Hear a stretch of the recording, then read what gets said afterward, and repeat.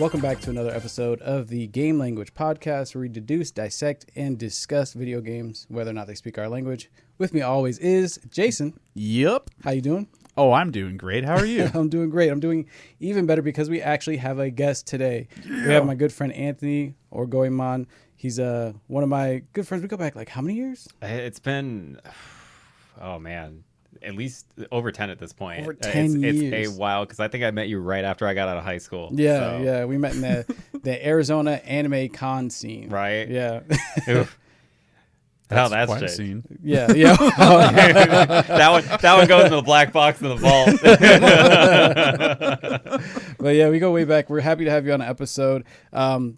So like I said, this is the podcast where we deduce, dissect, and discuss video games, whether or not they speak our language. I just wanted to bring you on so that we could get to know you, have our fans get to know you, and talk about a game that is near and dear to your heart. Yeah, I'm happy to be here. And honestly, if I get a chance to actually like gush about games, then I'm here for it. Yes, yeah, that's pretty much all it's about. Gushing and glazing. Before we get into what you play, I did want to go into a quick introduction so that we can learn a little bit about you, of course, and what you like about games. So first off, how often do you game? At least every day. Yeah. Whether it's something I've been playing a lot of like Smash recently, or it's just I like to game because I like to involve myself in like a narrative a lot. So it's always kind of like how people would read books at the end of the night. I engage in a game. Yep. So that's kind of how I treat it. So it's frequently. Yeah, no, I respect it. So like you always see TV shows where it's like the husband and wife and they're laying down and they're reading their book and then they turn off their light and go to sleep. Yeah, Alex is in bed and I have like the covers over my head. I'm with my little Nintendo Switch too, and I'm just like, I just gotta play a little bit of Zelda, and then I put that bitch on the nightstand and go to bed. So I get it. Secondly, what game genre stands out to you the most? Fighting games. Yeah, easy. Yeah, there you go.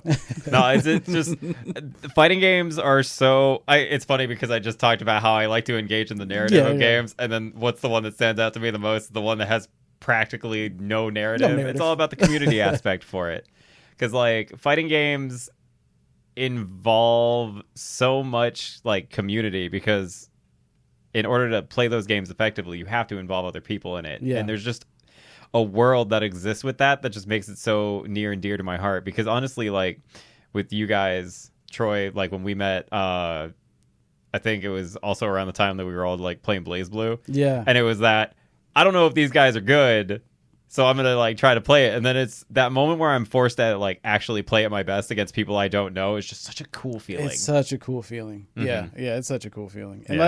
Unless they're way better than you. I did play one time and this guy was beating me with his hands crossed at Marvel vs. Capcom. Ugh. Then I was like, you know what? I don't like fighting games. I had something like that with Melee once. Yeah. Somebody was playing on a keyboard GameCube controller and they were whooping me. And I'm sitting here, I'm like, I don't think I'm having fun. All right. Next question. What are some game mechanics you enjoy or wish were better represented? I wish that there was more thought towards gameplay mechanics that made sense with their narrative. Oh, yeah. It's like I was saying a little bit earlier. I could go on a huge long rant about Yakuza 0. Because at one point during the game, Kiryu has this super long conversation about what it means to take a life and how it'll never come down to the point we'll have to murder anybody. And then the very next section is you leaning out the window of a car on the highway, shooting motorcyclists in the head, causing explosions and all this. I'm just like, yeah, but you didn't kill any of those people just now. What do you like to call that? Ludo narrative dissonance. Yeah. It's one of our least favorite things here. It's fun. It's such a fun section because it's very arcade-esque, but like I literally just like between what the story is trying to tell and what the game is doing, like if it doesn't happen in a cutscene, it doesn't happen, which means Kiryu didn't just blow up 20 tankers on the highway. Yeah, I wish. I agree with that notion as well. I really wish games would include their gameplay mechanics with the narrative and not just be like, that's not canon land when you're playing the level. Only the cutscene's canon. I hate that. No, I'm not a big fan. I didn't used to notice it when I was younger. I was just like, whatever, it's a video game. It doesn't matter. But as I've grown older, I'm like, that doesn't make sense. Yeah. It literally doesn't make sense. All right. And then final question. Which video game character best represents you? Technically Luigi. I am the younger of 2 Italian twins. Hey, yes, that's what's up. You're definitely not as scared as Luigi, though. No, At least, you don't. I think I hide it a little better. Yeah, you hide it really well. Have you and Mike ever dressed up as Mario and Luigi? No, Mike actually prefers Wario more than anybody else. Yeah? So I see it. I see it. All right, and then final bonus question: if you can take an item from any video game character, what would you take and what would you use it on? Ooh, you said item specifically because Or I had anything. I would take the zoom spell from Dragon Quest. Ooh, Because nice. zoom allows you to go to any important location that you've already been to once. Yeah. So think about like how much trips and stuff would change when you only technically have to visit a location once. Bro, So, I'm like- zooming to Walmart. Yeah, you zoom to like time. you like zoom to Walmart, or if you go like out of the country and stuff. Like I don't have to ever pay for a plane ticket ever again. It'll just be like, yeah, Tokyo. And you just and go there. whoop.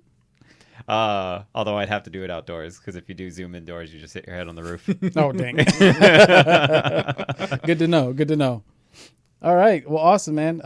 Yeah, thanks for answering the questions. I did want to get into like, the burning question. What you playing? What you been playing lately? Ooh, I just finished Rado Kusunoha versus the Soulless Army, and it's a Shin Megami Tensei spinoff. Okay. And it's more of a detective story, but instead of being like a straight up RPG, it's kind of like a Tales of sort of game. Hey, you speak my language. Yeah, I think you'd like Raido. Yeah. I think you'd both like Raido Kuzunoha, actually.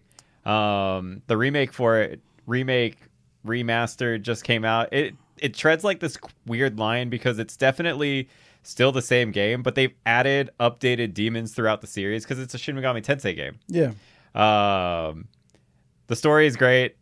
It's silly and it gets super ridiculous, but the amount of customization that's allowed between like how you fuse and create your demons and build your team is always something that I really enjoy from the Shin Megami Tensei series, and having that in more of a like hack and slash type of environment makes it a lot more it makes having your demons on like field with you even more imposing. Yeah. That's awesome. Mm-hmm. And what do you play it on? I played it on PC, but it's on everything. Really? I was gonna say, I think Yeah. it's on Switch too. It's one of the few game cards that's not a game key card from Yeah. a third party. So I played through that, and honestly, I never was a Neko Shogun fan, but you can play Mahjong in it, and Oh, Neko cool. Shogun has like a high star rating. So there was 2 demons through the game that were very low level, but just killers in Mahjong. So I just kept them in my team the entire game. So I became a fan of Neko Shogun because he's just a little cat in samurai armor. So you could have like during different instances of the game, you can have like them follow behind you.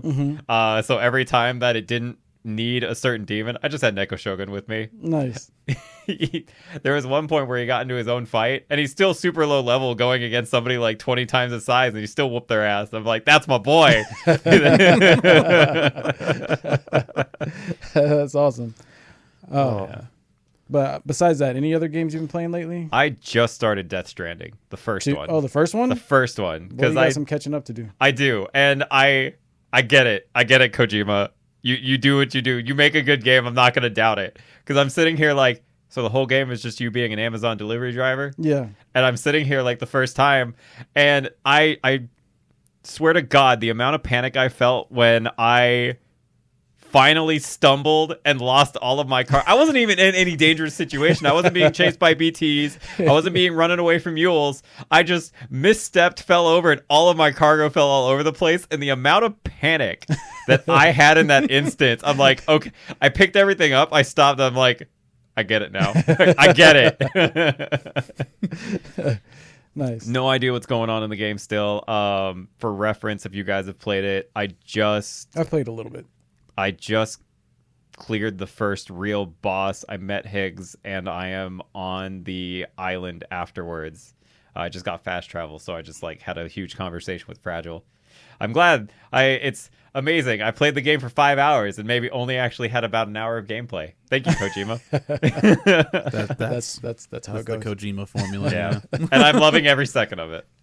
Awesome. What about you, Jason? What you been playing lately? I've mostly just been playing my Switch too, in preparation for Donkey Kong Bonanza, which I have been playing ridiculously since Thursday, since it I was came gonna say out. it just dropped, right? Yeah. That's all I've played since it came out.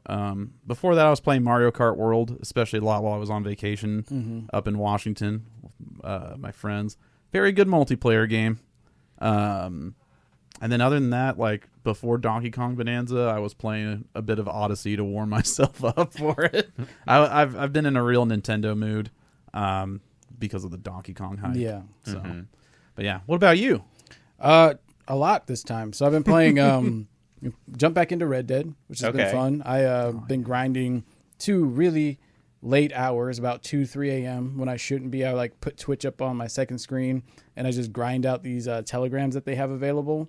Are you doing like the online stuff or the actual like story? Online. Yeah. Oh, online. is the online really that? It's been fun. It's been cool. I just updated it, right? With like the strange tales or something along those lines. But you got like zombies and robots. Okay. And yeah, so I've been playing that a lot lately. I was just on that again last night. And yeah, because there's like triple experience in gold, I'm able to get so much further than I could in PlayStation. So I'm going to try and get to everything I wanted to get to the first time the game came out. So I've been playing that. Mecha Break, playing that as often as I can. I love that game. It's like my favorite competitive game right now. Yeah, just out there dogging on people. So much fun. sounds about right. That's what I expect out of you. And then been playing Donkey Kong Bananza, enjoying it sometimes, not so much other times. We'll get into it during our impressions. And then what else? I think that's about it. Okay. Yeah, so nice. Red Dead being super time consuming, I get it. I Yes. think It is a very time it's so consuming. all the loading screens, the amount of times you crash and then have to go back and do the same mission. Damn. That part's frustrating. Yeah, the PC version is not super is that just because of the online? Because I was playing single player a little while ago and I don't feel like I ran into any of that. No, Yeah, it's no, online. the single player is perfect because I was playing Red Dead 2 about 3 months ago through on PC. And yeah. Oh, We need to get some money. There's just a little faith. there's one thing I want to say about Red Dead also. So that game online is rife with hackers. Oh, yeah, dude. It's so bad. Yesterday That was the bad. craziest thing I'd ever seen. So I go into this town. It's Blackwater, right? I get into Blackwater, and I'm thinking, man, somebody up in here is lighting up the town. Even Matt's playing online. He says it too. There's explosions going on. My screen is shaking more than it ever has.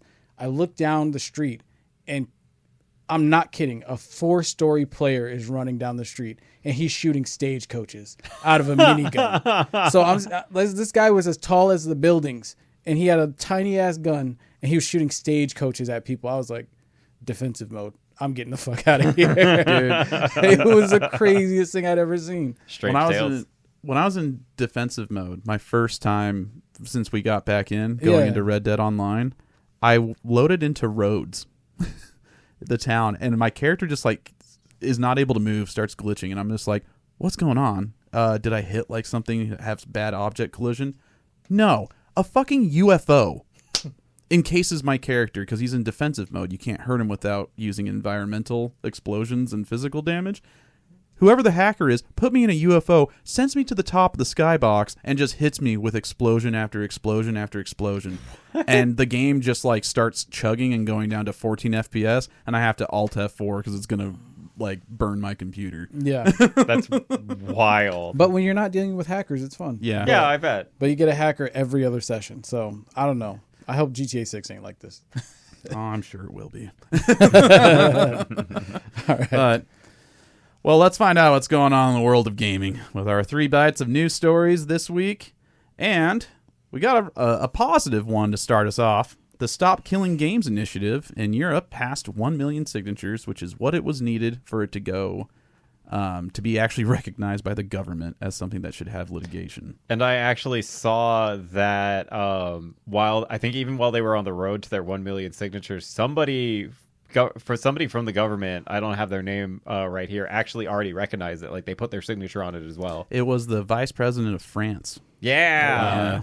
Yeah. So there's people who are backing it, and rightfully so. If you don't know what the Stop Killing Games initiative is, it's an initiative to adjust and switch the terms and conditions that licenses towards like online games happen. So like when you have an online single player game, if this initiative gets what it wants, If it was an online only one, it would require developers to create a plan so that it can still live after its service ends. Oh wow! Which I think is more than fair, because that as a consumer, for somebody who spent so many hours on a certain set of games, like I don't know how many gacha games have existed. Like think Dragalia Lost. I don't know if anybody here played it. I heard of it. I didn't play it, but I know. Yeah, Dragalia Lost was a game that was loved by a ton of people that just doesn't exist anymore, despite the amount of time and hours somebody had spent into it. I know Mega Man X Dive actually did just that, to where they have an offline version now. The actual service for the game is stopped, but you can still play the game offline. And I always thought it was weird that we as players just kind of had to accept that eventually our favorite game isn't going to exist anymore, which is why I'm very behind this initiative, that developers actually have to pay attention to their product. Yeah. One of the things that stood out to me too on the initiative was also changing the language of terms and uses. I don't know if most people have never read the terms and uses, but Blizzard is notoriously bad for this. Because they say, we can rescind your, use for breaking our terms of service for, any reason that you break on here. Blizzard specifically says, or no reason at all. Oh, wow. They can just say, fuck you, because they don't like you. And I don't think that should be legal. And so I'm glad that that's getting brought up there as well. That's part of one of the initiatives, is that they can't have super anti-consumer language in their terms and conditions. They have to be fair to a consumer. Wasn't there a terms and conditions somewhere that specifically forbade players from getting into a relationship via their game? I haven't heard that, but that is hilarious. I feel like I remember reading somewhere. There was somewhere nestled in the terms and conditions, you're not allowed to meet anybody in this game for the purpose of dating. Oh, man. This girl's totally my type, but she's in this game we met here. Can't do it. Somebody doesn't read the terms and conditions. They get a girlfriend, and they're just like, why am I banned? Yeah, so it was goofy. So I'm happy that this passed its goal. I hope that some good litigation comes out of it so that consumers can be a bit more protected. Yeah. I'm a big, game developer defender, but I'm just like, man, you got to help us out a little bit. We're spending so much money on your games. It's kind of stupid. Yeah, and I feel like a lot of...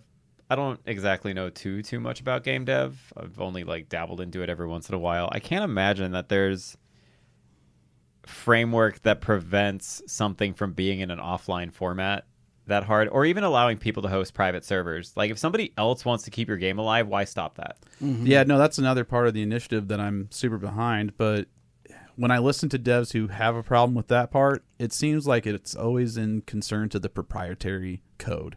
They don't want people knowing their code on how they made the game, because they're going to make more games. That makes sense. And if people could steal their secret sauce, they feel like that wouldn't be good. But I don't know. I feel like with the server way, there's got to be some way and some fail safes you can protect your code while also allowing private hosting. I don't know. I don't know enough about it either. Yeah, same. Yeah, I'm not here to play devil's advocate. I'm sure there is probably, from our side as a consumer, that want to look at how some of this works. And I'm sure there are a lot of devs there are some devs that have come back out and just been like, hey guys, not everything in this is as good as you think it is. I'm not going to say one name preferably, because he was just kind of an asshole about it, but you have to tell me about that after. Yeah, but I'm sure there's stuff in there that we don't entirely understand why it would be a bad or a good thing. At least from I want to continue to play my favorite game after it goes. I don't think that's a hard ask, but I didn't even think about proprietary code. If somebody runs a private server, they just have all that data, or how hard it is to access something like that. But I'm going to be completely honest. We live in a world where if somebody wants it bad enough, they're going to get it. Yeah, exactly. So why not just make it a legal way? But yeah. But moving on to very sad news after the good news is that Microsoft got hit again with major layoffs. Microsoft itself the company got hit by these layoffs. Over 9,000 people lost their jobs. Oh, wow. And a significant portion of that was the Xbox games division. And some of the casualties to that are Perfect Dark got canceled, along with the entire studio of the initiative that was created for it. Everwild, Rare's game that they've been working on for 7 years, just got canceled, which sucks because I was really looking forward to that one. And a brand new ZeniMax Studios MMO was also canceled. If you don't know who ZeniMax is, they're the ones who made the Elder Scrolls Online, which is very popular, and people were looking forward to their next effort, but that got cut. And also, other Xbox studios besides that had drastic layoffs, even if the studios didn't get closed. The Forza Horizon studio, which is one of Microsoft's best studios, got cut by half. They lost half of its studio. So, and even Activision, even Call of Duty wasn't free from it. It lost several employees as well in a couple of the branches for the Call of Duty studios. So yeah, just really shitty shit. And the worst part is the reasoning for it is AI. Microsoft's doubling down on AI, and so they fired a bunch of people. It's not going to make our video games better. No, not at all. I feel like every time I see anything with AI, even when it's like the AI art generation, it always just strikes me as somebody like when they put out a final product, they just look down at it and they just throw their hands up and they're just like, good enough. It is. It misses that perfectionism that's found in human artists. Yeah. But yeah. No, sad stuff, but yeah. I didn't have much faith in Microsoft after they let go of Tango Gameworks. I'm with that 100%. Yeah. Yeah, it was sad because I was a big supporter of them getting Activision before, and now I just feel like such a dunce for freaking supporting that. As soon as they let go Tango, I was like, never mind, this was a bad decision because even a successful game isn't safe from layoffs. That's bullshit. They shadow dropped it, and it became one of their most beloved games, and they were rewarded by being let go. I know. It's so stupid. Jason knows that I hate that happened. Yeah, no, it was terrible. But to give you a little bit of brightness for Xbox, our third news story, Helldivers 2, the Sony Studios game, is coming to Xbox next month in August. Awesome. Yeah, it's a big change because, Xbox has been putting everything on PlayStation. It seems like they gave up on the console wars, and now Sony's finally like, okay, we'll give you guys one of our live services that you've been begging for since it launched day one on PC. I guess. Here you guys go. Almost 2 years later. But I am happy. A lot of Xbox fans have wanted to Helldivers 2. Yeah, I think the more hands that Helldivers gets in, the better. I think it's a great game, even though I don't play it anymore myself. I just think it's a game that everybody should have access to. Yeah, especially because of how objectives and stuff work in that game. You need as many bodies as you can. Yeah, you need as many bodies as you can. Send dudes. Do you mean nudes? No, dudes. I need more. I'm in a war. I need dudes. No, dude. Those would be useless right now. Did you see that? I saw people were mad about it, like fanboy wars wise. There are PlayStation fanboys that are mad that Microsoft is getting Helldivers. How can you even be mad when Gears of War is coming to the fucking PlayStation next month too? Fanboys have been pissing me off lately. They have been pissing me off lately. We're going to be talking about them in this episode. Right. But fanboys been pissing all of us off, bro. They're the worst of the worst. You can't enjoy anything with those guys. Nah, bro. No. But anyway, that's going to do it for the news. And after this, we're going to go right into our impressions. There's a big ape. Let's talk about the ape in the room. Let's talk about the ape in the room. He's wearing a necktie. And nothing else. And he goes, ooh, banana. We're talking, of course, about Donkey Kong Bananza. Yeah. Yeah, this game just came out July 17th, so just about 2 days ago at the time of recording. And you and I have both been playing it, and you've been watching gameplay, right? I've got a lot of impressions on it, yeah. So I kind of have an idea. From what it looks, I'm very impressed about the gameplay. There's a lot of movement that I've been seeing. Players they'll build a bridge and then throw a rock for them to surf on to make it to a ledge. And I'm the game's got much movement. Yeah. Yeah, it feels very slick. I mean, why not just start there, gameplay wise? Yeah. How are you feeling about Donkey Kong Bonanza playing the game? Me personally, Yeah, it's like a 50-50. So I'm in the unique boat of people who aren't like head over heels for the game, and I don't think that it is a slight to the game. It's like a personal opinion. So I'm very much into when I play video games, I really like them to like beat me down until I like find a way through. I'm that's what I like about games. They're like mental challenges. This is a game that kind of gives you creative freedom. So anytime I'm put into a world where it's all about, hey, how do you creatively think of a solution? I'm going to take the easiest, fastest path to the finish, which is most likely the most boring path normally. So Donkey Kong Bonanza, where I enjoy the gameplay sometimes, at least where I'm currently at, I can pretty much break through everything I want and tunnel directly to where I want to go.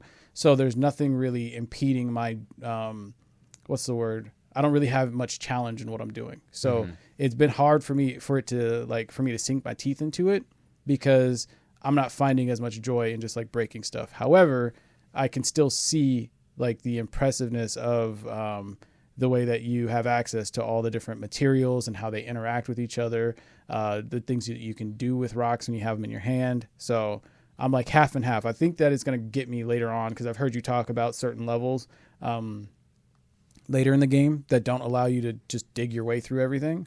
So I'm excited to get to that point. yeah, and just so that everyone knows where you're at, how far into the game have you gotten? I'm like 4 levels in. Moving on to my 5th level, I think, is what we spoke about. So I've gotten past the initial, learning phase of the game. And I think I'm about to hit the point where it's like, hey, you've learned everything. Now here's how we challenge you. So we'll see. Let's say you've made it past the first major layer then. Yeah. Yeah. Okay. How much have you seen? Nothing super crazy. I don't like this when it comes to like games like that. I don't want to like spoil myself where I see somebody do a challenge. That way I have like a preconceived idea of how to do it.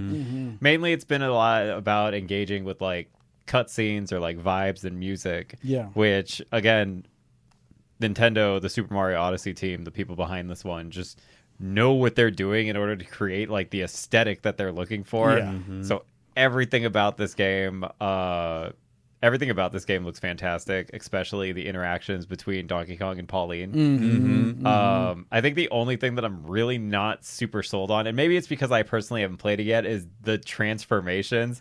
Like Donkey Kong turning into a giant, like a bigger monkey. Awesome. But then he's like, I saw like an ostrich and a zebra, and I'm just like, that's kind of weird. Yeah. Yeah. No, they are weird. They are very weird. What's funny is that so I've gotten to 5 of the transformations, and I don't want to spoil any because I think that especially the 2 that haven't been revealed are extremely fun. Yeah. And I don't want to ruin that surprise for anybody. Probably no surprise as a Super Mario fan as I am. I'm head over heels. I am the head over heels one for Donkey Kong Bonanza, and I think it is because the gameplay feels really good. I really like rolling, like keeping momentum and having like the schmovement, as it's called. it really feels very slick. From going to jumping to rolling to smashing to climbing is just very intuitive. The only gameplay like complaint I've had is that sometimes grabbing stuff like turf sometimes can get a little finicky. Yeah. When you're trying to grab one material over the other and they're close together, that can get a little annoying. But that has happened maybe 3 times, and I'm on level 12, so I'm 12 levels in, and I still don't see the end in sight, which is pretty nuts because each level is a whole world. And I think Mario Odyssey only had 9 to 10 at most, and if you can even count like the moon as one. There's still a lot to do there, though. Like I've been meaning to go back to Odyssey, and even then, like I spend hours in single levels just trying to make sure I find everything that I could. Yeah. See, the thing is, though, you're going to do that in Donkey Kong Bonanza on every level if you have that type of mindset. I have had a bit of back and forth on that mindset. Some of the levels I've gone in, I just get like my brain just goes, I want to get everything. And like I start collecting everything. Other times I'll get to a level and I'm like, this is cool, but I kind of want a new move. So I'll like kind of just go through it to see if I can get to the next Bonanza ability. Because I did want to say that I don't think look-wise anyone's going to be impressed by the Bananzas. They're weird, goofy, and kind of stupid looking, but they are extremely fun to use.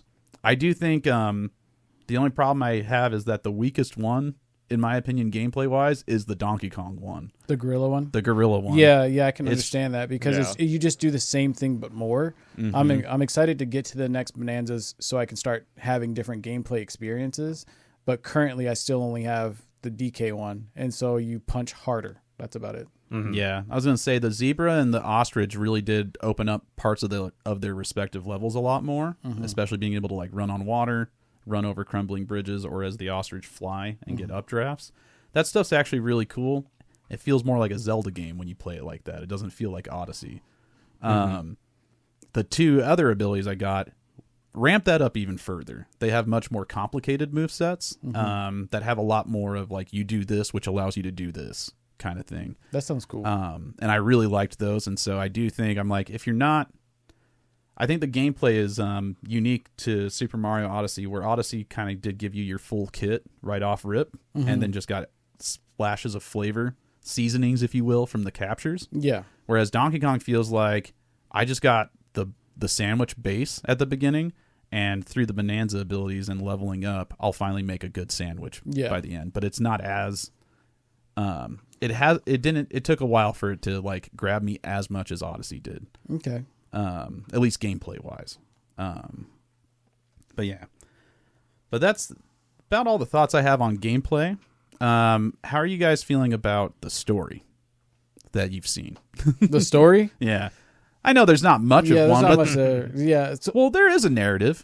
Just because it's not telling the existential story of like people and what is a life, it doesn't mean it's not a story. Like, I mean, yeah. So the story wise, I haven't been really paying too much attention. I think I talked to you about it. Having Pauline in it really showcased that I wished that all of the characters were voice acted. Because one thing I will say is when they're doing the cutscenes, everything looks so clean and looks so good. So I'd much rather be looking at what the characters are animating as and doing rather than reading the subtitles. So that's one thing I'll say about the story is at least what I'm looking at looks really cool and I like it. I think that if I had to give anything like a lot of credit, it's Pauline. Like Pauline is probably my favorite part of the game. I think her singing is great. I think her character is great. Her voice acting is great, which I can't say that Nintendo always has the best voice acting, but hers is like perfect. Her character's voice sounds so good. She also has a lot of heart. I like what she says to DK. I like the little moments you have when you go to sleep and she asks you like all these little like stories when she's falling asleep. That's fun. But story wise, I guess I don't really have a comment on the story in total. Just the experiences I've had with the characters interacting with each other. I don't say, but to me, that's part of the story. Because, like, Odyssey's story was similar in setup, very simple. Peach got captured for a wedding. But I actually enjoyed, like, how that was contextual to the narrative. And I like that about Donkey Kong Bananza as well, is that it's a story. I actually love the setup because it's almost like a Donkey Kong 64, like, reference.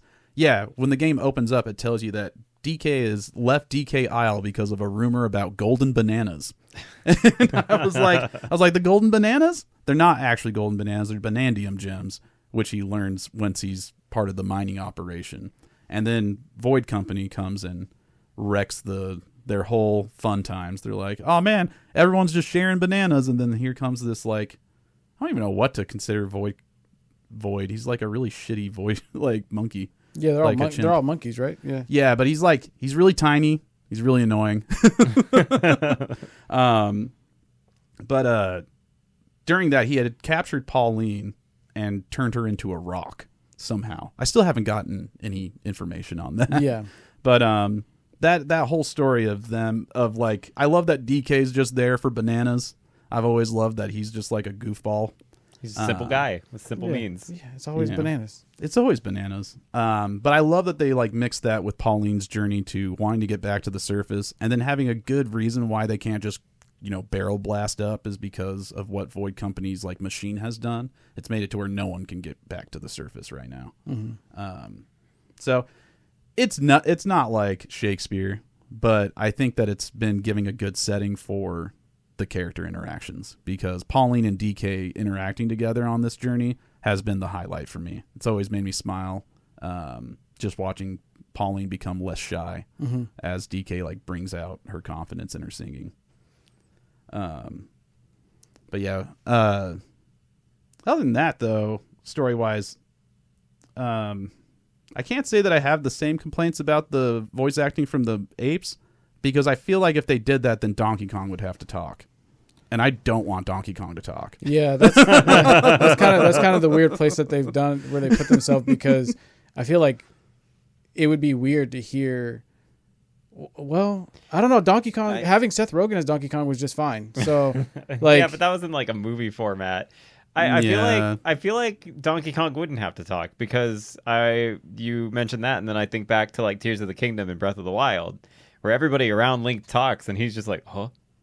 Yeah. I guess maybe you can have everybody else talk except DK. I don't have a problem with that. It's just that because they still do that though. DK does still talk in a sense by saying yes or no or something. He'll do this, and the creatures will understand what he says. But I mean, like, Pauline would never have to be your translator or anything. Yeah. If he was talking.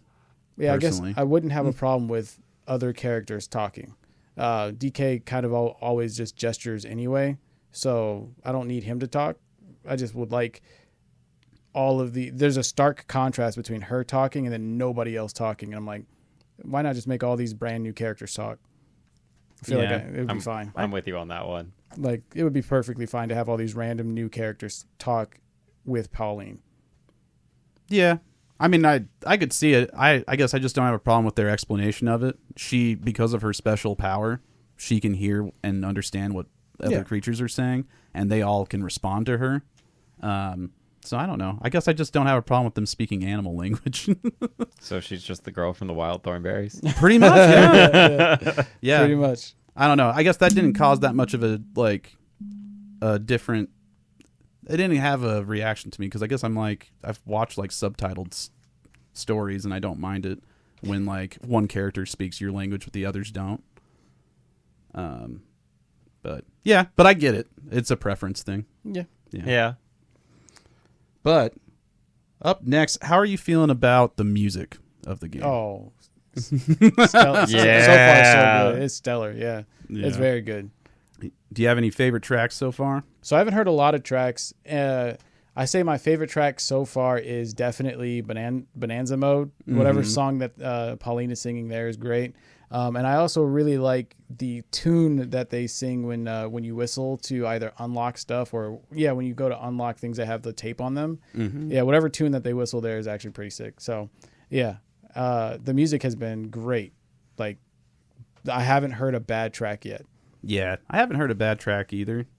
I will say though that I feel like Pauline's songs and the remixes of old songs have been the standouts though. I haven't really felt like the levels themselves have like hit me as much as like classic Donkey Kong Country music. The first level after you get out of the what is it? DK Isle? What is the name? The Ingot Isle. Ingot Isle. So right after you get out of Ingot Isle into the first sort of green area, it's just like that stage you get into in Mario Odyssey. Same type of vibe. I keep that track as the one that I have when I go to my little house. Nice. And that track's pretty good. Very refreshing track. So yeah, I will say that one was the highlights, the one I showed my friend yesterday. Yeah. So I was like, this is like the only level I know of where I'm like, the music was bopping. Yeah. Is there any songs that you've heard from anything you've watched? Nothing super crazy. A lot of what I've seen highlighted is a lot of Pauline's music. Yeah. So like her singing, they did such a good job, especially with the fact that they're trying to work, like, from what I understand about Pauline's story is about her wanting to be a singer and find her voice and whatnot. That almost obligates them to make sure that her music is going to be the best in the game. Yeah. Yeah. No, that's why it's not much of a criticism from me that it's the best part.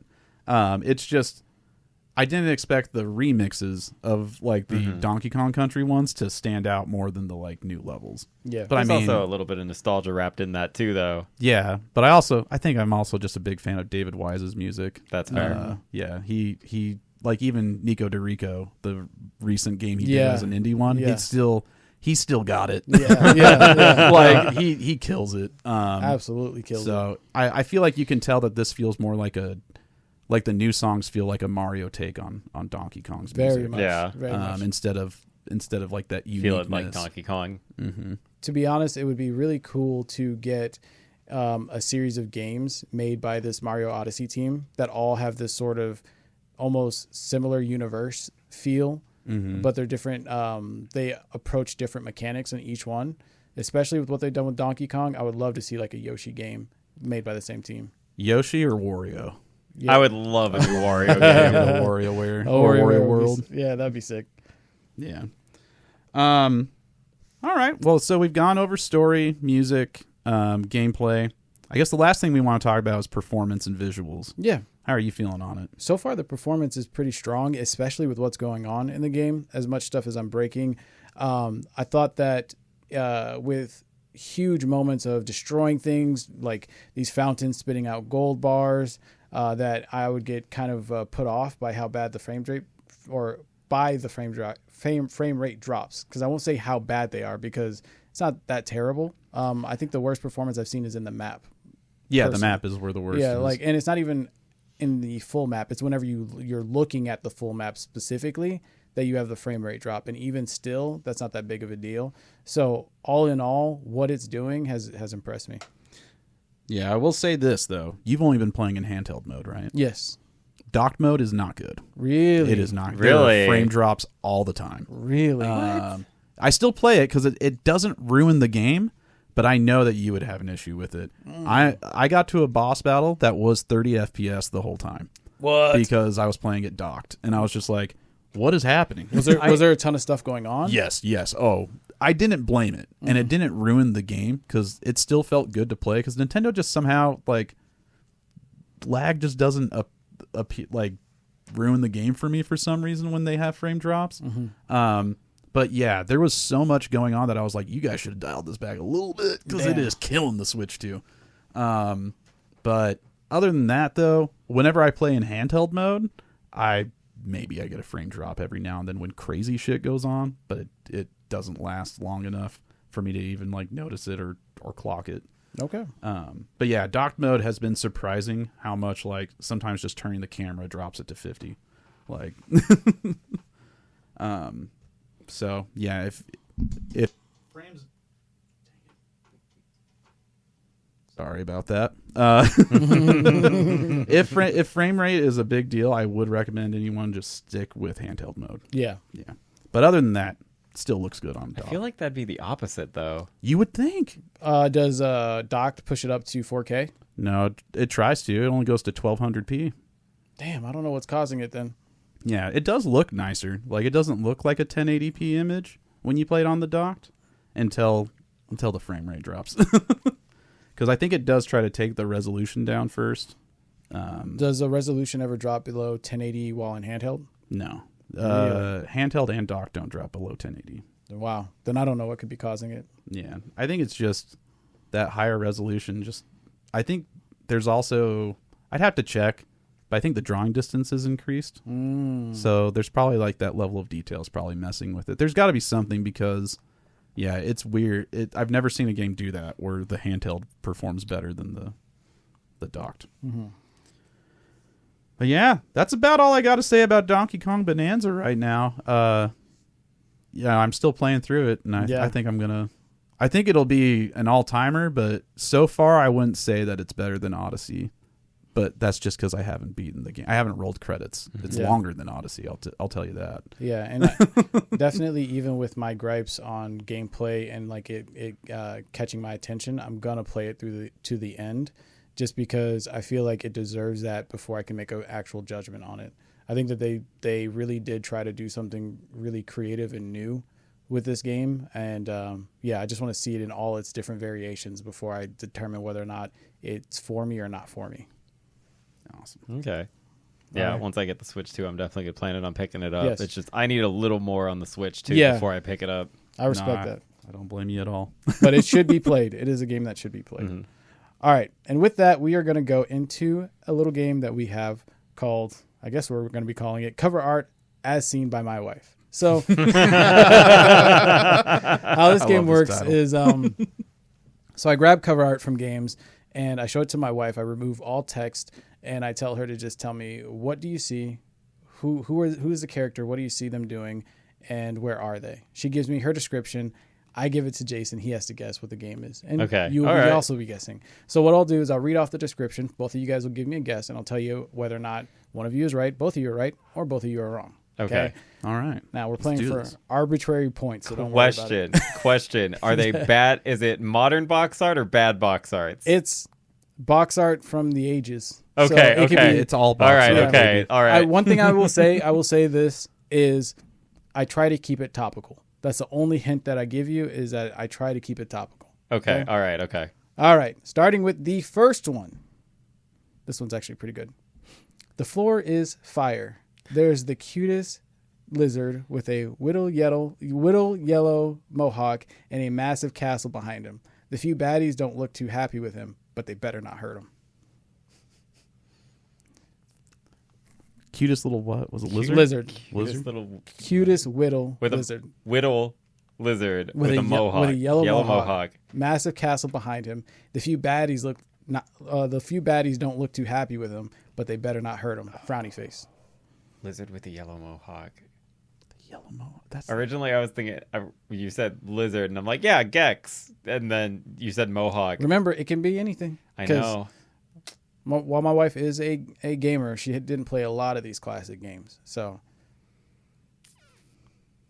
I feel like the thing that annoys me the most right now is I think I know what this is. I just can't. Just no, that's just it. I can't. I don't have anything because my brain went to Gex and then went to Croc. I'm thinking about I went to Croc too. random video game reptiles, and I'm just trying to. There's one that doesn't have the mohawk. I can't get one with the mohawk. I took out one very descriptive word because it would give it away too easily. Okay, it would give it away way too easily.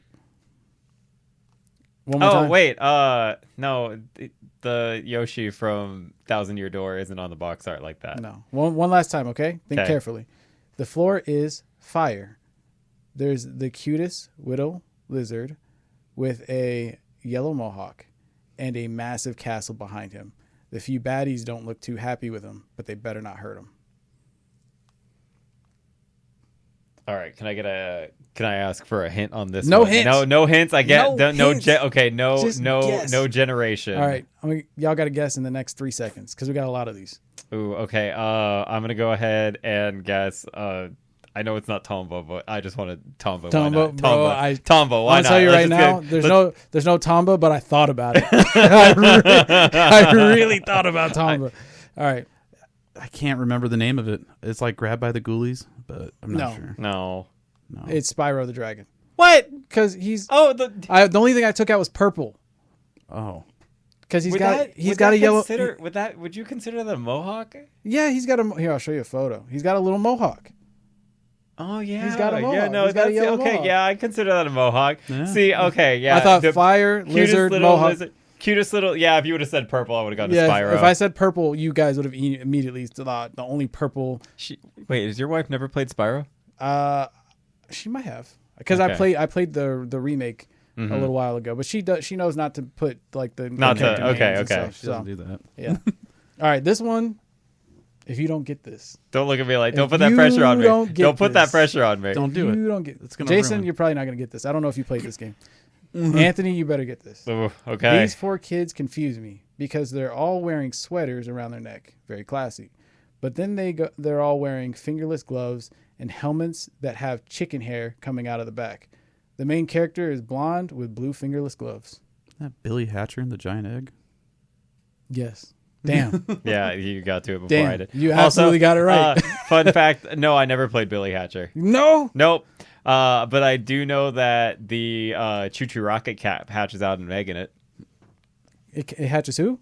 Did you ever play Choo Choo Rocket? No. It's an old PlayStation puzzle game where you get mice to go into a rocket to avoid cats. Oh, no. And you can get the cat to hatch out of an egg in Billy Hatcher. What? No, I just knew you could hatch Sonic. Yeah. So I just aimed for that.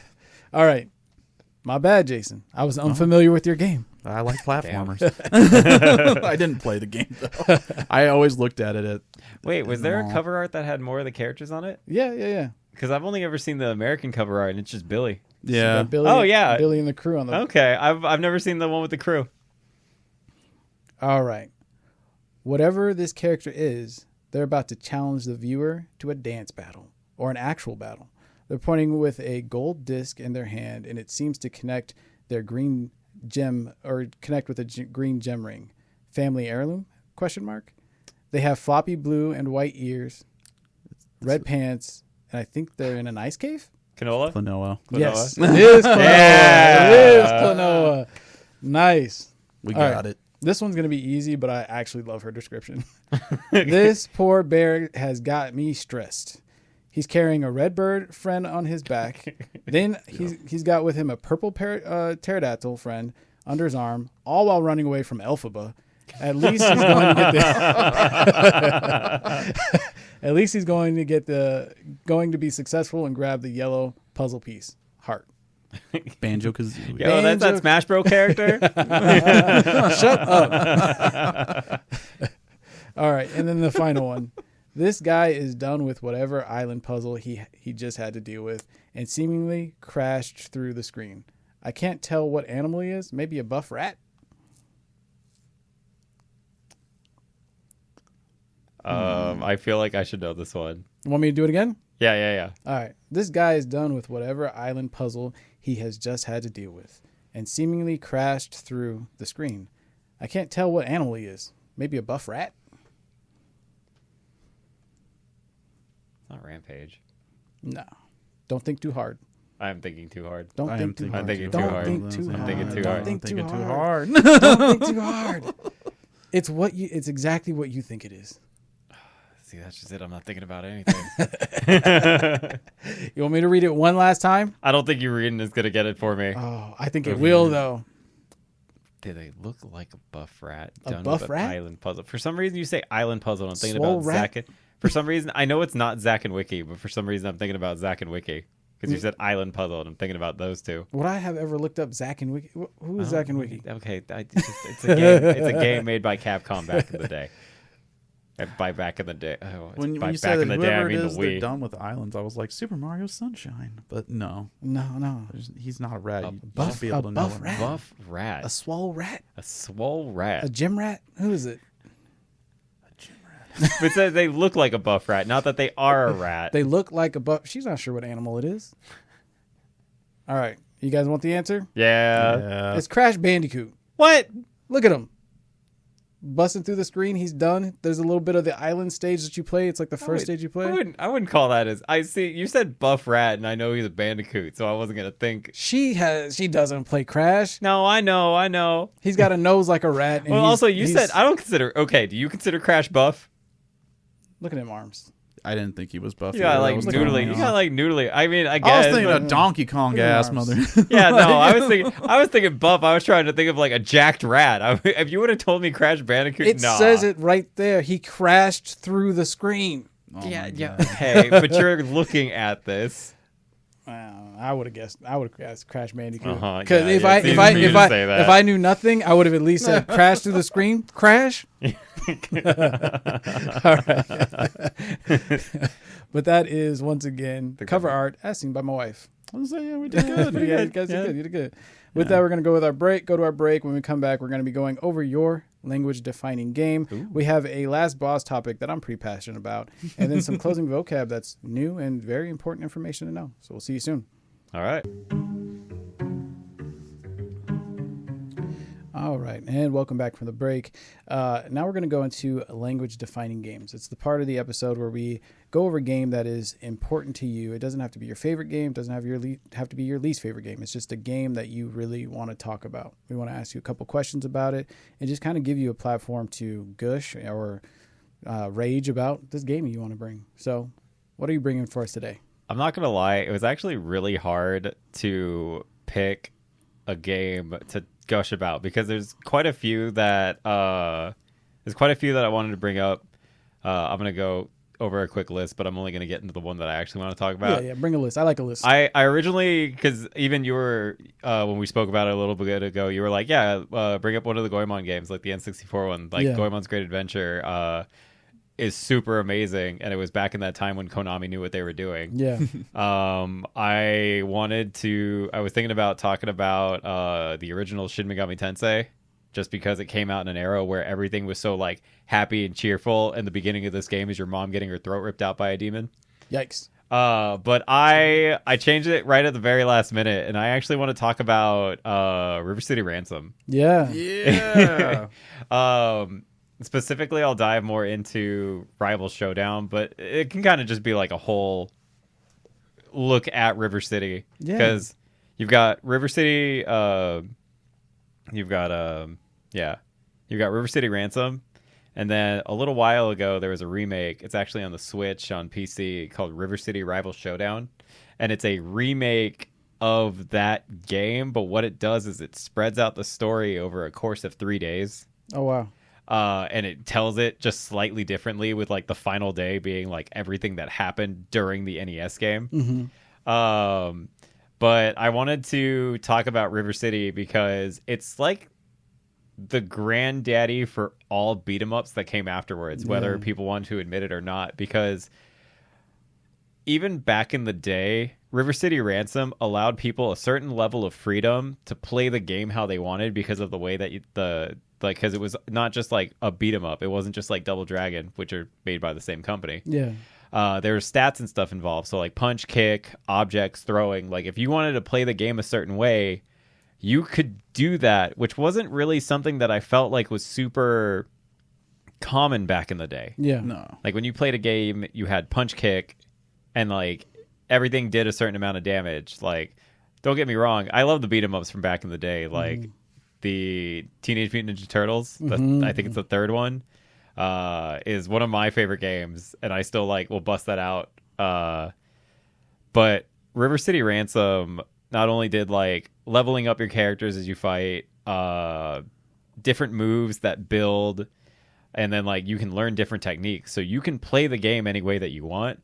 And that only gets amplified more and more in the remake of it, because they take that and they kick it up to 11. Not only is there like a story, it starts with you essentially getting jumped by two of the big bads that you fight right before the final boss. Yeah.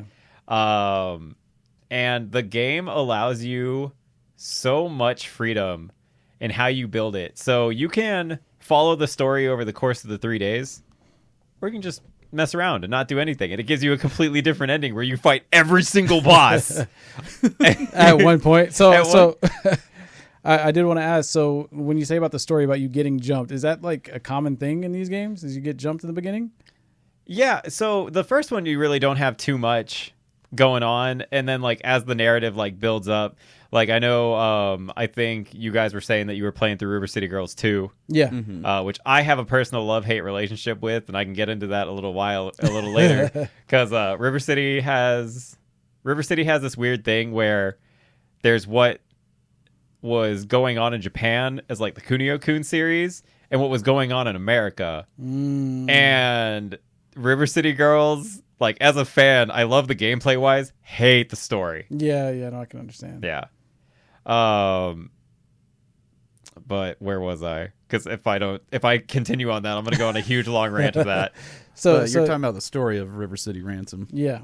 Yeah. How it unfolds. Yeah. It allows you a certain level of freedom to actually go what you want. Like you can miss stuff, or like I said, like you can just not actually engage with the plot and get an entirely different ending. And I think it's cool to have that level of freedom, especially in a beat 'em up. Which is nice because you get to explore the city at your own pace, or just like not do anything and just like get into fights and get jumped, or like So it's not level based? It's not level based. It's like it's like how River City Girls 2 is. Kind of like like a Metroidvania almost, right? Yeah. And I really like that, because that's also something that was more when you see that in beat 'em ups, that's also something that was more popularized by the River City games. So everything in a beat 'em up, like if you ever played Scott Pilgrim, that is also very River City coded, like with the shops, with the way that combos and stuff work. Yeah. There's just freedom in the game to play it how you want, because the way that special moves work as well is after you like read a book to learn them, you get to equip them to actions. Oh wow. So your character, the way that I play my character can be completely different from the way that you play your character. That's all. And then what characters can you choose from? For Rival Showdown, you really only get to play as Kunio. But you eventually can unlock a mode that allows you to play as his best friend and rival Ricky, and then there's a way to unlock a mode where you play as the final boss, which I haven't actually figured that out yet, and I played through this game like 6-7 times. Yeah. Because when you get the best part about it is when you get New Game Plus, you can replay the beginning scenarios when you're beefed up. Yeah. And it's not one of those things where it's like when you play through like the beginning scenario in the first instance, you're not going to win that fight. But when you play through it again, you can. And it completely changes how the story plays out. What? That's Yeah. awesome. Oh, wow. So you get jumped in the beginning because a girl comes up to you, is like trying to like pick you up, and then luchadors attack you, and eventually through the fight they like take her hostage. Yeah. And they essentially take like super embarrassing photos of Kunio, and the entire rest of the game is like trying to track those people down. And if you go through the game again, eventually you can just win that fight. You take them all down, and then the girl's just like, so what did you want? I think I'm good. I'm going to go. And then the rest of the game is them trying to find a way to get you. What? That's awesome. That's actually one of the coolest New Game Pluses I've heard of. Yeah. Yeah, that's sick. So visually, so I know that the game is, when did it come out? River City Ransom came out back in the NES days, and I think my favorite thing about how it looks visually, I'm not going to say it's the best looking game in the world. That's okay. I think the sprite work in River City Girls is amazing and super leagues above, but my favorite thing about what they've done with River City Ransom, like those series, is that they've really kept the sprites looking the same as they did, but the way they're able to express and emote them has changed so considerably to where they're honestly some of the most fun sprites that I worked with. Yeah. When I stream on Twitch, I actually have sometimes I'll use a PNG tuber, and it's actually a modified version of the main character with all a bunch of like different emotes and stuff. So I can show you here at some point, but the amount of expression and level of detail that they're getting, it's all very simplistic, but they just know how to draw them so well that there is this. It's one of the biggest sprite sheets that I've ever seen when I was like looking through it. Yeah. Because of all of the actions they can take, all the moves that they can do. They made something so simplistic, but because it's so simplistic, they have such a way to animate them that it's honestly a lot of fun. Like you're going from like regular just like punches and kicks to where I've got a bicycle kick, I've got like a cyclone, I got a fury of blows, I have an Azuna drop on some people, which you can combo into. What? Yeah. Dude, you have to show me the sprite work because I'm a big fan of that. Yeah. And I have a question for that. So when we play River City Girls 2, I play as Ricky, he plays as Kunio. Are there any referential like sprites or animations that they have in River City 2 that harken back to River City Ransom? Sort of. You know how you have the summons and the strikers? Yeah. Did you guys find Alex and Ryan? I don't know if we did. So there's like one of the hidden areas where you get to find the special guys. And you unlock Alex and Ryan, which are the little NES versions. Oh, really? Yeah. And so there's probably a couple of other ones, like the towel attack is also something, or the face that Kunio makes when he eats a burger. Yeah, I was gonna say he does that face where he eats a burger, and I'm like, that looks like a reference. Yeah, that's an old school reference. Yeah, Ricky seems less referential. Yeah, no, they completely changed the way that things are for those two. They're pretty much reference and name only, and kind of some of the attacks that they do. But River City Girls really stylized the hell out of those guys, which I love the character designs. And I will never fault it on that. Again, my problem with River City Girls is just its story, because they essentially I love Kyoko and Misako, but their actual relevance in Kunio-kun is very minimal. Oh, really? Kyoko and Misako are two characters that exist as either side characters or they were also in the Super Nintendo, like one of the Super Nintendo games. I guess I'm doing this rant. You can rant just a little bit. But my problem is that they took River City Girls and made it like its own story, but continued to utilize all the characters from the game that they came from. Mm-hmm. So like you've got Ken, who is like, oh, this man looks surprisingly similar to Kunio, and then in River City Girls 2 they just never bring it up at all. Oh wow. Despite him being a super relevant plot point. And then the final, are you guys playing through River City Girls 2? Do you care about, I don't want to like spoil too much. I don't pay attention. Okay. To the story, so the final boss in River City Girls 2 is the final boss in the old Super Nintendo game where they like got their time to shine. Kyoko and Misako get shot by him, like physically shot by him at one point. And then in River City Girls 2, they just don't know who he is. Wow. And I'm sitting like, that's why I love the gameplay. But as somebody who loves like the Kunio-kun series and just them just like, yeah, these characters exist, but none of that matters before. Or like in the original version, I was waiting because it got translated. It got brought out here as River City Girls 0. Yeah. And I was really excited and worried to see what people were going to do. Because the first time that Kunio and Ricky get arrested for a hit and run accident, which they weren't a part of, obviously. So the game is them trying to clear their names. When you run into Misako for the first time, she has dumped Kunio to go with whoever took over the school after he left. And the first interaction they have is both of them just being like, oh, what a bitch to her.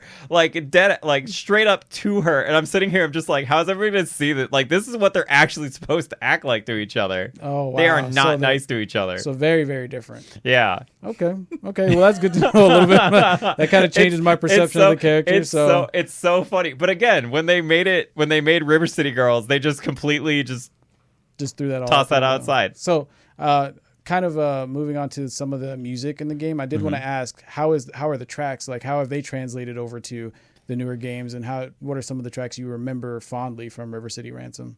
Definitely the boss theme. Yeah.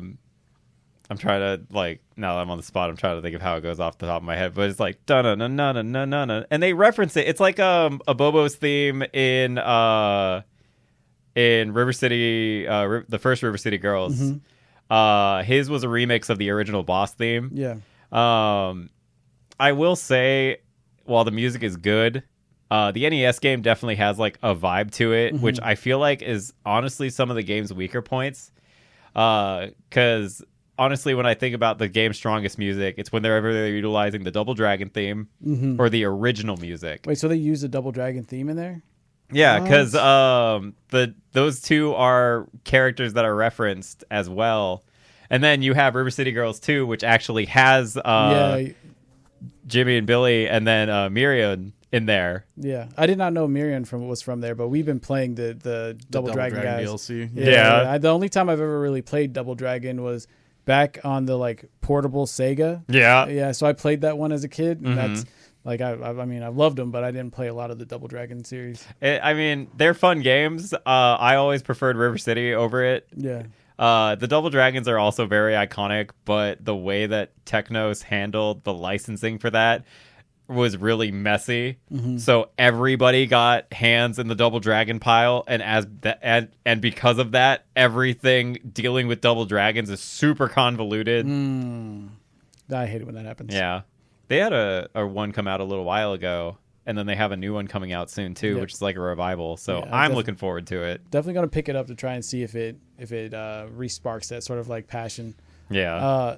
So we kind of touched on the gameplay and like the differences in like the ability to get the different actions for characters, play them completely different. Aside from that, was there anything else on gameplay that you wanted to touch on? So it was like, are there any really cool bosses from back in the day in River City Ransom? Yeah, so the way this kind of also kind of goes into the Metroidvania like exploration of it. Yeah. While the map wasn't very big, in order to progress in the story, you really had to explore and go to different parts in the city. Like eventually, one of the very first bosses, one of the big bosses you fight in a warehouse.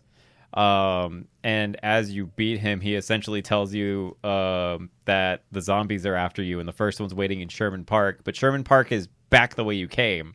So like when you visit there the first time, it's just like a place where some guys are hanging out and you fight them and you beat them up. But the next time you go back there, it's the dude standing there waiting for you. What? And then there's also just sometimes other instances where you just like, one of my favorite things to do in the game is eventually there's just like an underpass, like you go down a bridge and there's just two dudes ready to jump you.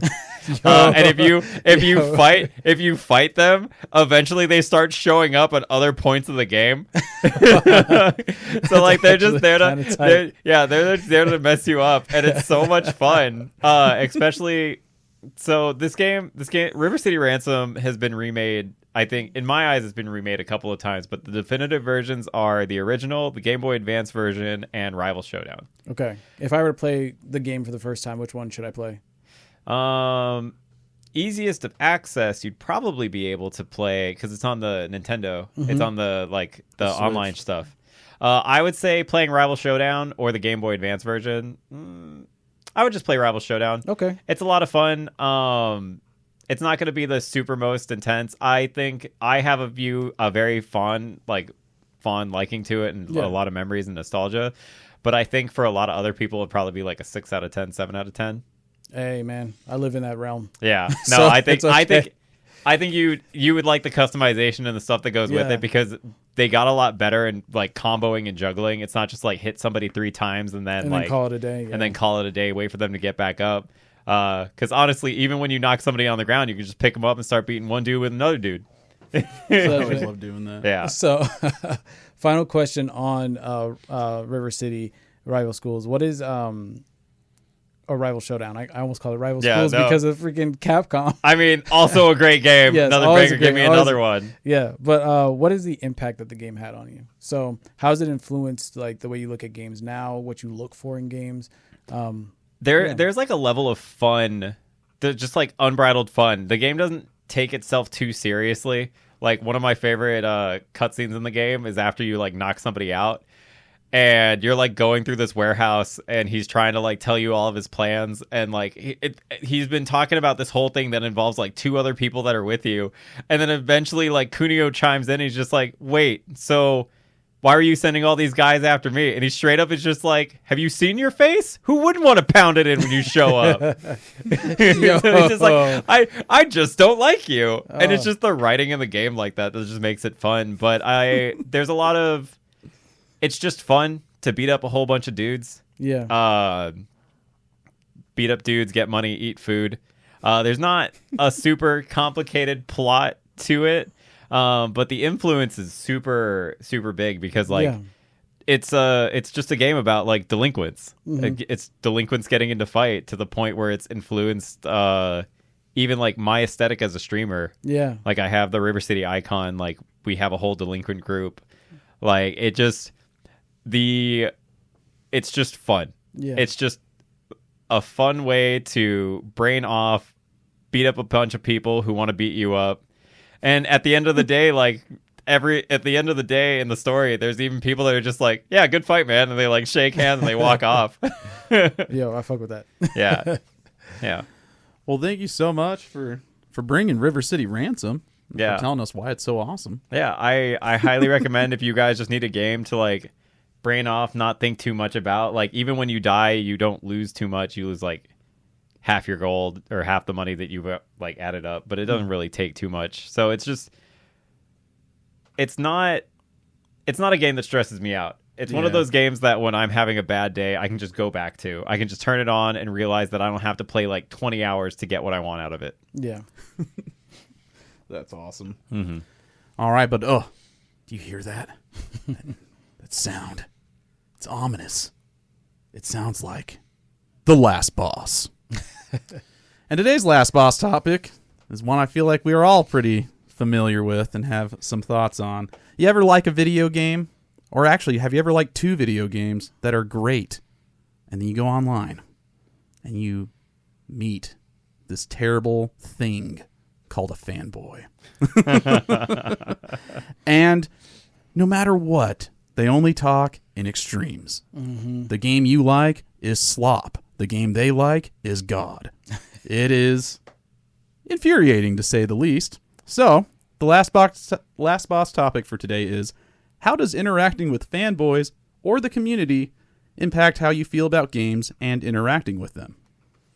And since you're the guest, we'll start with you first. I am a Nintendo fanboy. I'm just gonna go ahead and throw that out there. But I've never been to the level that I've seen some of these people get.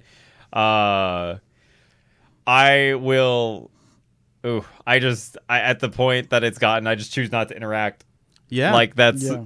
If I choose to interact, it's always a bad time. Like we were saying earlier, like even when it was like Xbox fanboys getting mad at PlayStation fanboys being like, well, why is this here? Like, why are you guys getting it? This is our game. I'm just such a stupid mentality. Yeah.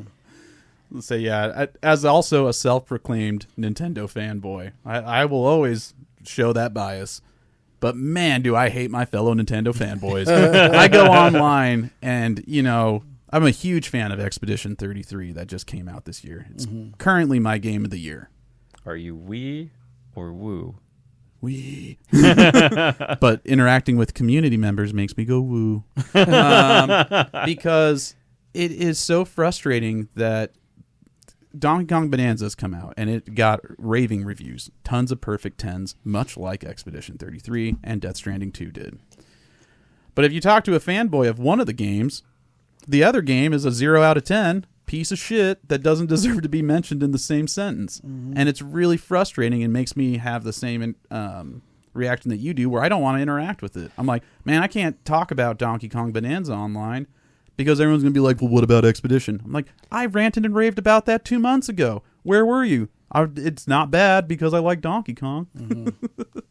That makes me think of another post I saw on Twitter a little while ago, and somebody was calling... and I also would have dogpiled on this person, but I chose not to because I'm just not using Twitter like that at the moment. Good. It was a whole long rant about how Mario Kart World soundtrack was the soundtrack of the year. And I'm also in the camp of Expedition 33 exists. Yeah. But because like I don't own a Switch 2, but I played Mario Kart World, and I understand why they think the soundtrack is great, because not only does it tack on like a bunch of new tracks. I remember like I kept catching the jingles from like the Super Nintendo versions. Oh yeah. And those remixes are awesome.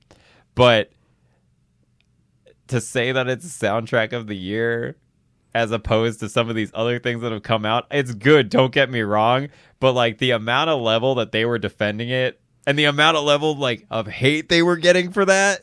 I was gonna say I think that's the worst part, is because like I could see someone who didn't vibe with Expedition 33 loving Mario Kart World's soundtrack, because I love Mario Kart World's soundtrack, and I've even made that joke of, I'm like, this has to be soundtrack of the year because it's got 200 plus S tier remixes. When I look at Smash Bros. It's my favorite I would be there. soundtrack. Yeah. It's my favorite soundtrack with a video game attached. I would defend that and FF14. Both have just nothing but an entire series, whole catalog of great songs. But I just hate that there's just no nuance. Like, that person who's going to sit there and say that Mario Kart Worlds is the best is not factoring in originality, is not factoring in preference or like personal taste. They're just shitting on everybody because they think that their opinion's the most like important one. There's like a very simple change that needs to be made with each of these statements. It's all they have to do is put it's like my soundtrack of the year, my game of the year. There's no arguing with that. I feel like everybody should have that opinion, but like, I'm happy that we're talking about this, because I cannot go online without somebody being like, how we doing today? Donkey Kong 10 from IGN, Expedition 33 9 from IGN. Oh yeah. And I'm just like, Nick, I just want to I don't remember the last time that a review score has actually really mattered. Sure, sometimes I'll look at it and I'll feel validated. Yeah. But I've played games that it's like, yeah, this game's a 6 out of 10. I'll be like, don't care, I'm buying it. Yeah, as a Final Fantasy fan, I've been eating shit my entire life. Yeah. And I'm just like, let me just like the game, god damn. Yeah, I was going to say, I think it's just always really frustrating with fanboys because they can't just listen to a differing opinion without getting defensive about it. I just wish that defense force would go away when trying to discuss games. It's like that because this is good, this can't also be good. Yeah. And that's the one thing that always bugs me. It's just like, guys, both of these things can be true at the same time. Yeah. Like people talking crap about Strive right now because their Marvel game is coming out soon. Togon, yeah. Yeah. There's like, guys, both of these can exist at the same time. Mm-hmm. Yeah. Now, there's something I've been talking with Troy about this like topic is that I wish people would realize that once a game, at least in a discussion, like once it's been like universally agreed that this is a good functioning game, at that point, please do the my opinion part. Just stop. Because like if you like Donkey Kong more than Expedition 33, more power to you, bro. I don't give a shit. Go get them bananas, bitch. Like it's all you. I want that for you. Yeah, but like it doesn't have to be, hey, my game's better than yours every time. Like, shut the fuck up. They exist. They even exist within different genres. Like, what I'm getting out of Expedition 33 is not what I'm going to Donkey Kong Bonanza for. Yeah. Yeah, this is the same problem we had last year with Astrobot winning Game of the Year. Yeah. I felt so valid. I felt so valid. I didn't even play much of that game. I've watched him play it and watched videos online. I get it why it got Game of the Year. I think that is a game that celebrates games. Yes. So, but obviously it Black was Myth Wukong needed to win. Black Myth Wukong was the most 7 out of 10 game I played that year. Thank you. Yeah, that is exactly what I said. I don't think good cutscenes make a great game. Those are cutscenes. Mm-hmm. You know, like anything I've seen from Wukong is that while it's fun to play, mostly fun to play, it's the cutscenes and the action sequences that are like the coolest thing about the game. Yeah. So I don't know how that should be Game of the Year. I think Game of the Year should be a game that celebrates the medium of video games. Mm-hmm. Or moves it forward. It does something to try to challenge what currently exists and take a risk with whatever group or whatever people you have, whatever amount of people you have, doesn't matter. It just should be celebrated as something that tried to challenge the medium, period. You know? Thinking about Astrobot, and Astrobot is just like, hey guys, we have the power to do this. Look at how many things we can have on screen at once. With no frame drops either. Yeah. That game was insane on a technical level. You just drop into like the final area and it's just a giant ball pit, and every single thing you can just spin around and just start shooting it all over the room. And it definitely just like tickled a little part of my brain. Yeah. But I remember how bad it got when Astrobot won Game of the Year over so many other things. And I'm sitting here like, yeah, it's honestly the most fun that I had playing a game that entire year for whatever reason. And it's hard because when I look at stuff like that, you have to think about it. Because again, if I'm playing Donkey Kong Bonanza versus Expedition 33, it's like hard to rank it because again, I'm going to those for very different purposes. Things. Yeah. I think in that space, when you go to comparing those two games, it's kind of good to have them only be really compared between games in their same genre. When you're having a personal conversation, when it comes to Game of the Year, everybody just votes. You know, everybody just put your votes up. Hopefully, your game wins. But yeah, when you're criticizing a game over the other in a personal conversation, try to keep it within the same genre. In my humble opinion, just because they're both going for very different things. Yes, I agree. I think critics have a different, different rules that apply when because, they're the ones doing the votes. But I think I wish people would just take a step back from being like, just because someone likes a game more than your game, don't take that as a personal attack. And don't feel like you need to defend and do some shady comment that's just like, what about those invisible walls, though? Bitch. And like you don't need to say that. Don't say that. I was that person. I was that guy. What's your biggest problem with Black Myth Wukong? I hate having an area that it looks like I can go down and explore, and then my dude's running an area. Yeah, no, I had a problem. I had problems with that, but again, I had problems with that just with Wukong. I wasn't gonna sit there and be like, oh man, eat shit for liking that game. Also with Wukong, this is where I'm going to get against fanboys real quick. You might have to use your last 30 seconds for this. I'm using my last 30. Okay, no, it's fine. I'll save it for the last 30 seconds. Yeah, I'll save it for the last 30 seconds. I know. Okay. I was going to say, it was a fun final boss topic. Yeah, it was. Any last comments, Troy, on this topic? Or Nah, I think I said what I need to say. Shut up. Play your game. Enjoy your game. Period. cut this whole my game's better than your game stuff out. Nobody cares. Just play your game. Yeah. Do you have a last word on Fanboys? That's not last word on specifically Fanboys. No, it's not specific. I'll save my last 30 seconds.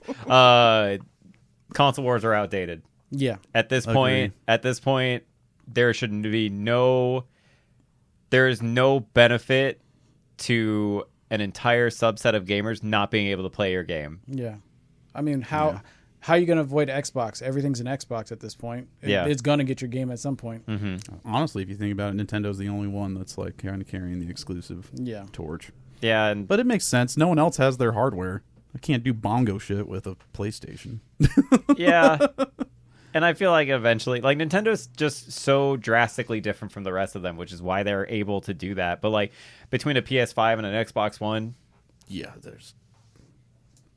they even have the same architecture. They're both AMD. So, but yeah, I agree with you. I think the only thing that I have to say on Fanboys is just, can you just... If I could have one request from people, and I know it won't, because who am I? I'm Jason. But if you could just glaze without putting something else down, it would be so much better. It is so easy for me to just heart or scroll past a post that's just like, this game I really love. And I'm like, tight. Cool. Or if it's a game I don't like if it's a Black Myth glazing one, I'm just going to be like, cool, that's good for you, and I'm going to leave it. But if you're going to be like, this is why it's better than every FromSoft game, you're going to make my fingers want to tap. Yeah. Rage bait. Rage bait success. Rage bait success. Stop rage baiting me. Stop rage baiting. Stop rage baiting me. Yeah. All right. But with that, it's time to get to the closing vocab here. This one, the definition today is voxel, because this is related to Donkey Kong Bananza, this is the technology that is backing the destruction. Mm-hmm. So, voxel. In computing, a voxel is a representation of a value on a three-dimensional regular grid akin to the two-dimensional pixel. Voxels are frequently used in the visualization and analysis of medical and scientific data, for example, geographic information systems. Voxels also have technical and artistic applications in video games, largely originating with surface rendering in Outcast 1999, and Minecraft 2011 makes use of an entirely voxelated world to allow for a fully destructible and constructible environment. Voxel art, of the sort used in Minecraft and elsewhere, is a style and format of 3D art analogous to pixel art. Nice. Yeah. The more you know. And with that, we're going to get into our final credits, but before we do you have anywhere that the people can find you? You can find me on Twitter at Goemon_AZ, and on Twitter, and on Twitch.com at Mr. Goemon. Awesome. Nice. All right. And so it's time for the final credits. It's the last part of the show where we give you 30 seconds uninterrupted to say whatever your heart desires. Be it salty. Sweet. Or say nothing at all. The mic is yours. Tell us what's on your mind. In 3, 2, 1. All right. Since we talked a little bit about Black Myth Wukong, I just wanted to go into this rant that while it was being glazed as Game of the Year by so many people, there are so many people that don't actually understand Journey to the West to fully enjoy it. There were so many references near the end, like when Pigsy was showing up, the interaction with the Spider Lady, the stuff with the Ox King. There is so much in that game that an American audience does not understand, and they're pretending they did. Dang. Cut.